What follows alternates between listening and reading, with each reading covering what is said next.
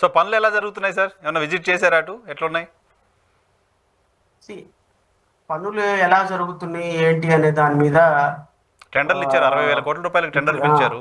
చూశాను, I have seen. Um, సి అమరావతిలో కాదు నరసింహరావు గారు, ఏ ప్రాంతంలో ఒక చిన్న ఇటుక వేసి పిట్టగోడ కట్టినా నేను అప్రిషియేట్ చేయాల్సిందే, అది మా బాధ్యత.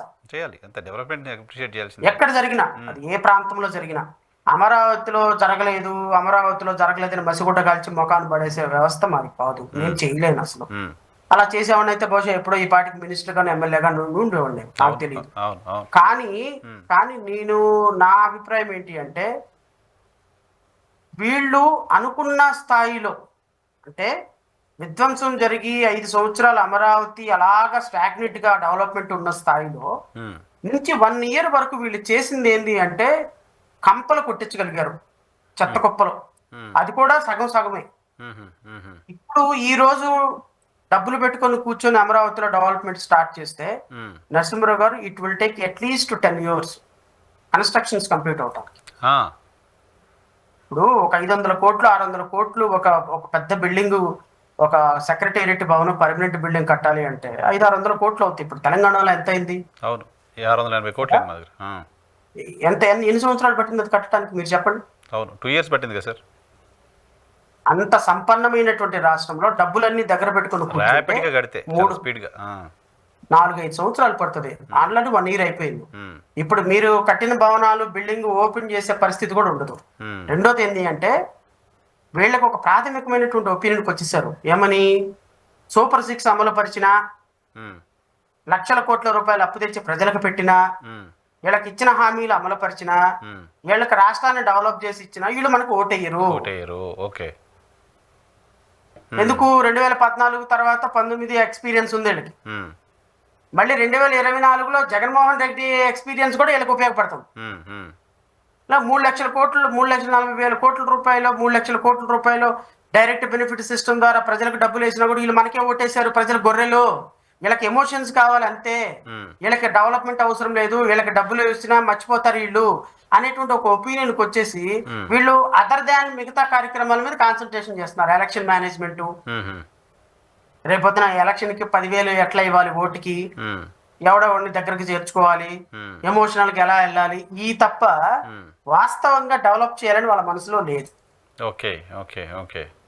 సో అవన్నీ డెవలప్మెంట్ అన్ని ఏం చేస్తారు అంటే, అలా అలా అలా స్టార్ట్ చేసి ట్రాక్ చేస్తారు. ఓకే ఓకే, ఇంటెన్షనల్ గా డెవలప్మెంట్ జరుగుతుంది అన్న ఇంప్రెషన్ ఇస్తారు.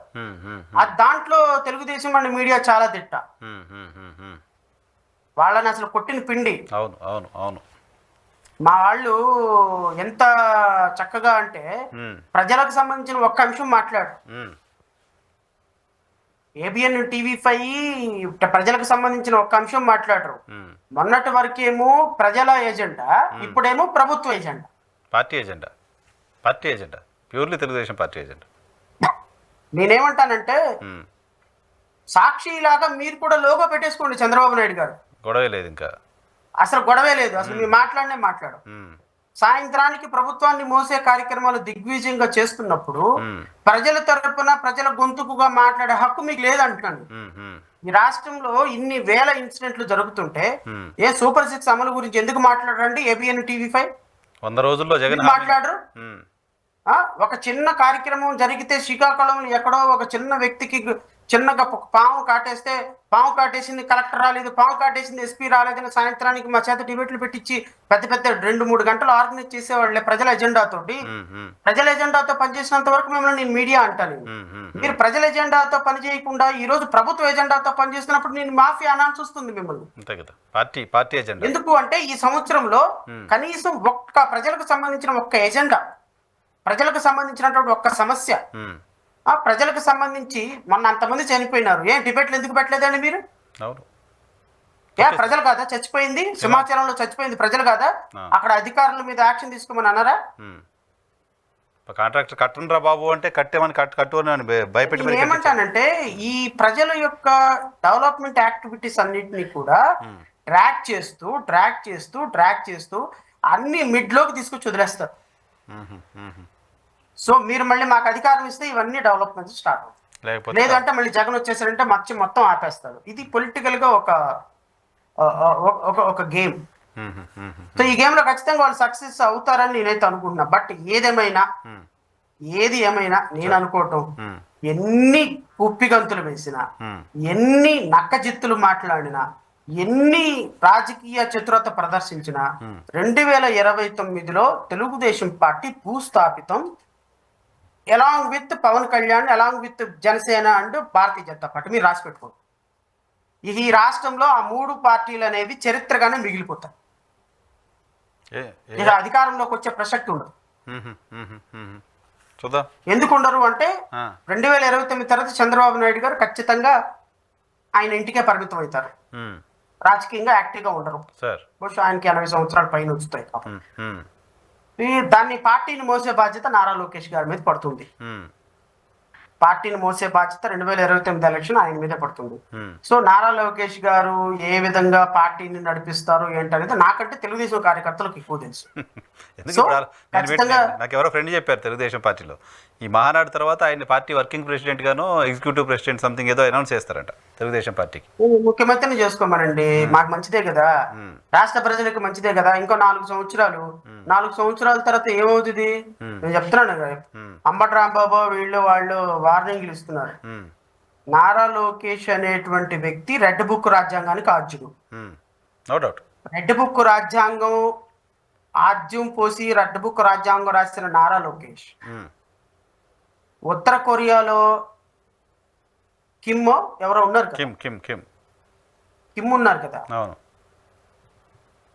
ఉత్తర కొరియాలో కిమ్ లాంటి ఒక అత్యంత రాక్షస పరిపాలన అందించాడు అంటే ప్రపంచానికి అట్లా ఉంటుందో నాకు తెలియదు. రాక్షస పరిపాలన, అన్కాన్స్టిట్యూషనల్, అన్డెమోక్రటిక్ పర్సన్స్ కి కేర్ ఆఫ్ అంబాసిడర్ గా కనపడేటువంటి కిమ్ కూడా మ్మ్, నారా లొకేషన్ చూసి పాపం, అయ్యో పాపం ఇలా అయిపోయినాడే అని అనుకుంటారు 2029 తర్వాత. చూడండి మ్మ్. ఎందుకు అంటే సార్. ఒక వ్యక్తి ఒక రాజ్యాంగం యొక్క ప్రిన్సిపల్స్ ని మార్చేసి మ్మ్, ఈరోజు కంప్లీట్ గా వ్యవస్థల మొత్తాన్ని, ఇంత చిన్న వయసులో వ్యవస్థల మొత్తాన్ని ఇంతగా డిస్ట్రక్షన్ చేసేటువంటి ఒక దుర్మార్గకరమైనటువంటి అజెండాతో పనిచేస్తున్నటువంటి మైండ్ సెట్ మ్మ్. రాష్ట్ర రాజకీయాల్లో ఉండకూడదు సార్. ఉండకూడదు. డెఫినెట్గా ఉండదు. వ్యవస్థని నాశనం చేయదు. రాష్ట్ర రాజకీయాల్లో ఉండకూడదు. నేను చంద్రబాబు నాయుడు గారిని 100% యాక్సెప్ట్ చేస్తా. మ్మ్, నారా లోకేష్ అనేటువంటి వ్యక్తి ఈ రాష్ట్ర రాజకీయాలకి ఒక చీడ పురుగు లాంటి. మ్మ్, మ్మ్, మ్మ్, ఇదే స్థాయిలో పోటీ పడేటువంటి వ్యక్తి పవన్ కళ్యాణ్ కూడా. మ్మ్. వీళ్ళ ఇద్దరు, ఒక వ్యక్తి ఏమో వ్యవస్థను డిస్ట్రక్ట్ చేస్తుంటే ఇంకో వ్యక్తి ఏమో సొసైటీని డిస్ట్రక్ట్ చేస్తున్నాడు. మ్మ్, మ్మ్, మ్మ్. పవన్ కళ్యాణ్ అనేటువంటి వ్యక్తి సొసైటీని డిస్ట్రక్ట్ చేస్తున్నాడు. Hmm. సొసైటీలో కమ్యూనల్ వైలెన్స్ ని పెంచుతున్నారు. Hmm. సొసైటీని 2గా 3గా విభజించి సొసైటీని ఒక ఒక అన్ప్రెసిడెంటల్ ఇష్యూస్ ని సొసైటీలోకి తీసుకొని వెళ్ళిపోయి ఒక ఇప్పటి వరకు భారతదేశం యొక్క సెక్యులరిజాన్ని ఎవరు కూడా దాన్ని, సెక్యులరిజం అనేది భారతదేశం యొక్క రక్షణ కవచంగా ఉంది. అవును, భారతదేశం ఆత్మ. పాకిస్తాన్కి సంబంధించినటువంటి ఒక రైటర్ రాసిన బుక్ నేను చదువుతున్నప్పుడు ఈ మధ్యకాలంలో, ఆయన 5 ప్రెసిడెంట్స్ కి చీఫ్ అడ్వైజర్ గా పనిచేస్తారు. ఆయన ఏం రాస్తాడో తెలుసా? భారతదేశంలో ఉన్న కుక్క కూడా పాకిస్తాన్ లో మనిషి కంటే స్వేచ్ఛగా బతుకుతుంది అంటారు. Because of that secular this thing, democracy కదా, మన కాన్స్టిట్యూషన్ అంత స్వేచ్ఛ, సెక్యులర్ భావజాలంతో కుక్క కూడా బతుకుతుంది అంటున్నాడు అని అంటారు. ఒక్కసారి పాకిస్తాన్ లో ఒక లేడీ బయటకు వచ్చింది అంటే ఈవెన్ ఎయిర్పోర్ట్ లో కాదు, ఎక్కడ కూడా టాయిలెట్కి వెళ్ళలేదు, మళ్ళీ ఇంటికి వెళ్ళాల్సిందే, వాష్రూమ్కి వెళ్ళాలి అంటే. This is the situation there.